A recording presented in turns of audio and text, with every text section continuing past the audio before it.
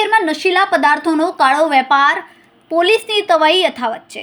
તાજેતરમાં રાંદેરના રામનગર વિસ્તારમાં પોલીસની ટીમે દરોડો પાડીને એમડી ડ્રગ્સની મોટી ડીલને નાકામ બનાવી હતી। રામનગર કૃષ્ણા કોમ્પ્લેક્સના પહેલા માળે આવેલી જીતુ રાવળની ઓફિસમાં એમડી ડ્રગ્સની ખરીદી વેચાણની ડીલ થવાની હતી। બાતમીના આધારે રાંદેર પોલીસે ટીમ તુરંત ત્યાં દરોડો પાડ્યો હતો, જ્યાં એક મહિલા સહિત 4 આરોપીઓને પકડી પાડવામાં આવ્યા। પોલીસે બાતમીના આધારે દરોડો પાડીને આરોપીને ઝડપ્યા હતા। પોલીસને એમડી ડ્રગ્સની ખરીદી વેચાણની ડીલ થવાની બાતમી મળતાની સાથે પોલીસે દરોડો કરીને એક મહિલા સહિત 4 આરોપીને ઝડપીને 6.54 લાખનો મુદ્દામાલ કબજે કર્યો।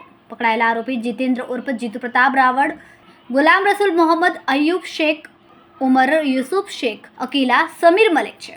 ફોરેન્સિક સાયન્સ લેબોરેટરી દ્વારા ટેસ્ટ કરવામાં આવતા ડ્રગ્સ એમડી હોવાનું સાબિત થયું।